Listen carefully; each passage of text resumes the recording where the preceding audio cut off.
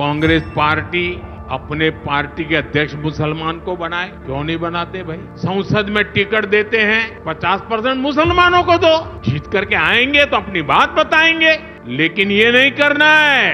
इनकी नीयत किसी का भी भला करने की कभी नहीं रही, मुसलमानों का भला करने की भी नहीं रही। यही कांग्रेस की अच्छी सच्चाई है। नाहीच करणार, कारण काँग्रेसला मुस्लिम समाजाची मतं हवी आहेत, त्यांचे प्रश्न मांडणारे प्रतिनिधी नकोय।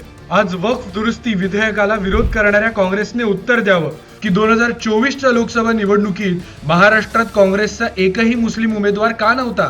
विधानसभा निवडणुकीतही 102 उमेदवारांपैकी फक्त 9 उमेदवार मुस्लिम समाजाचे होते। राहुल गांधी जे अल्पसंख्याक समाजाचे तारणहार असल्याचा आव आणतात, राजकीय प्रतिनिधित्वाच्या गप्पा हाणतात, त्यांच्याच पक्षात मुस्लिम समाजाला इतक्या अल्प प्रमाणात संधी का, याचा विचार प्रत्येक मुस्लिम बांधवाने करायला हवा।